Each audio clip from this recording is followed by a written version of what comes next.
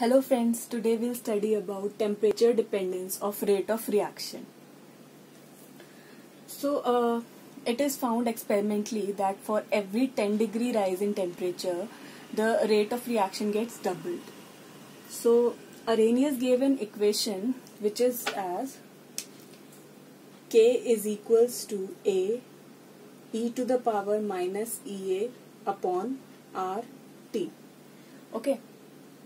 So where K is the rate constant, A is the Arrhenius factor or the frequency factor, EA is the activation energy, R is the gas constant, and T is the temperature.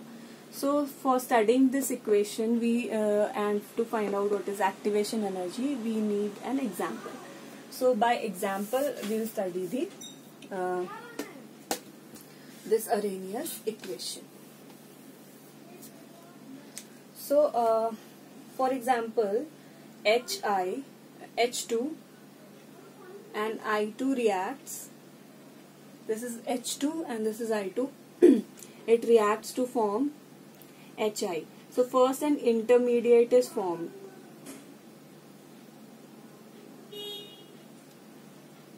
Between them. This is an intermediate, or you can say it as activated complex. And then it forms the product, that is 2HI. So from the medium of graph we can understand it. This is the graph, okay, and this graph is between the reaction coordinate.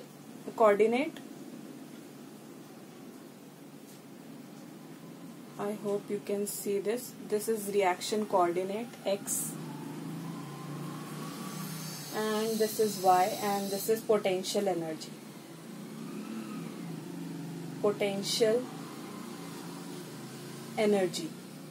Okay. So reaction coordinate is the reaction change when the reactants are changed into products, and potential energy, you know, the energy of storage. Now for example, the reactants are at point A, that is H2 and I2. When it converts to the activated complex, the energy becomes higher. That is, this is activated complex. I am writing as AC as activated complex, and then the energy comes down when it changes to product. For example, B is the point when it changed to product. Okay, so the difference of energy when the reactant changed to activated complex, this is the activation energy, EA, right? And this is the reactants, and this is the energy for product, and this will be the enthalpy change, delta H. So this is the activation energy when the reactant changes to activated complex, and the activated complex lose some energy when it changes to products. Okay, so this is how we can depict this about activation energy. Now we'll see another graph between the fraction of molecules and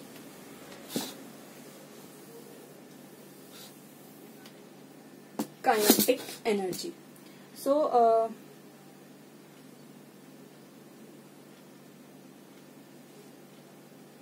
here will be the fraction of molecules,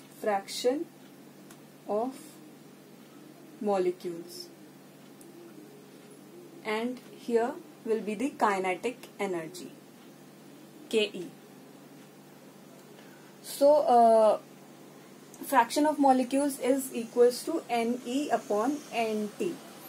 That means number of molecules having energy E upon total number of molecules. Okay. Now fraction of molecules, the graph is like this. Okay. So here what happens is the this energy, this part is, it is called the most probable kinetic energy. Why? Because it is having the highest peak. That means the number of molecules having this energy are the most number of molecules have this energy. So this is called most probable kinetic energy. Right? Now, when you increase the temperature, what happens? For example, this is for T. So when you increase the temperature,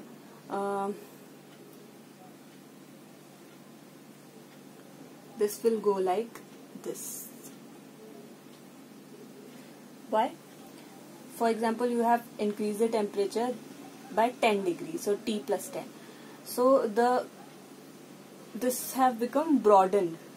The curve has become broadened because now the number of molecules colliding with each other has been increased due to the increasing temperature.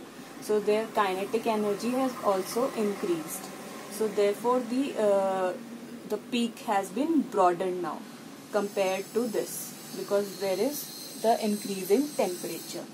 Okay, and the and the activation energy also, the activation energy area is this for T temperature, and this is for T plus 10 temperature. So obviously the activation energy area for T plus 10 is more.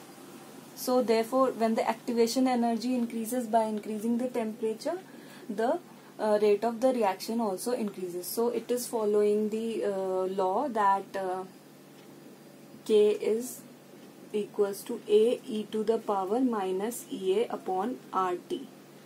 So therefore activation energy is doubling, so rate of the reaction also gets doubled. Okay, now we'll find some derivation to solve the numerical problems. We will find some derivation. We know this is the Arrhenius equation. K is equals to A e to the power minus EA upon RT. So when we take natural log of both sides, what we will get? ln K is equals to minus EA upon RT plus ln A. Okay. So according to maths, when we take both side natural log, we will get this. So this is mathematical expression. So when you compared it with y is equals to mx plus c, that is straight line equation, what you get? Y coordinate is ln k, m that is slope is minus EA upon r, and x is 1 by t, and c that is intercept is ln A. So this will be like this when you draw the graph. Y that is coordinate will be ln k, x coordinate will be 1 by t, and this will be straight line, and slope will be minus EA upon r, and intercept will be, this intercept will be ln A, right? Or if you take the log that is which has base 10, so what it will change, like log K will be equals to minus EA upon 2.303 RT plus log A. The only difference will come that when you put log here, there will be 2.303 in the denominator. So, right, now if you are given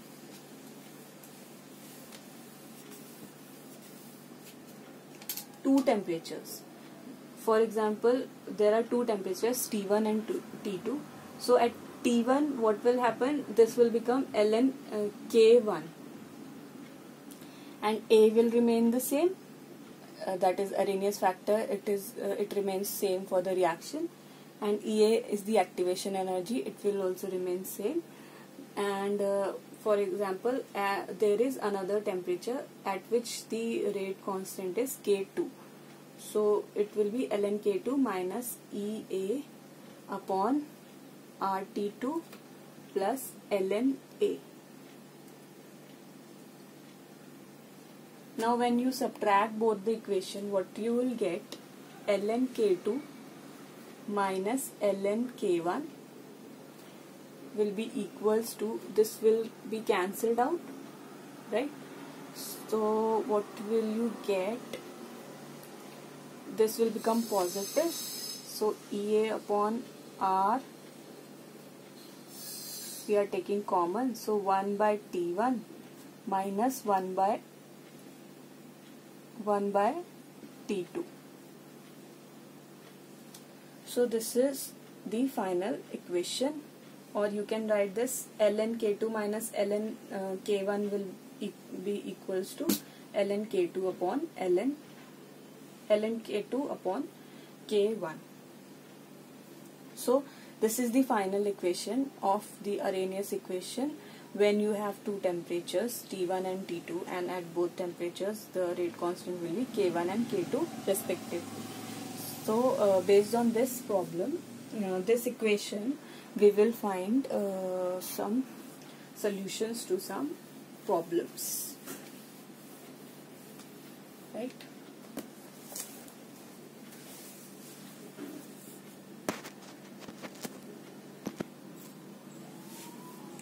So this is the question, that the rate constants at 500 Kelvin and 700 Kelvin are 0.02 per second and 0.07 per second respectively. So find EA, that is activation energy, and Arrhenius factor A. So we know that ln K2 upon K1 is equals to EA upon R 1 upon T1 minus 1 upon T2. Okay, now instead of ln you can write log also, and here then it will 2.303, it will become 2.303 R. So they have given at 500 Kelvin, that is T1, the K1 is 0.02, and at T2, that is at 700 Kelvin, the K2 is 0.07, and you have to find EA here, and R is the gas constant, that is 8.303 joule per Kelvin per mole. So you will put all these values and you will get some EA, and you will get EA in joule per Kelvin, right? Now when you will get EA, how will you find A, Arrhenius factor? For that the equation is K is equals to A e to the power minus EA upon RT. Now K, you can take K1. If you take K1, then you will take temperature T1. So for example, the temperature we are taking 500 Kelvin, so K1 will be 0.02, and A, Arrhenius factor, we have to find out, and EA we have already find out from the above equation, and we will put the values and we will get A also, right? So A will be unitless, it is a Arrhenius factor. Now the next question is, I hope you got this question. It was very easy, directly from the formula.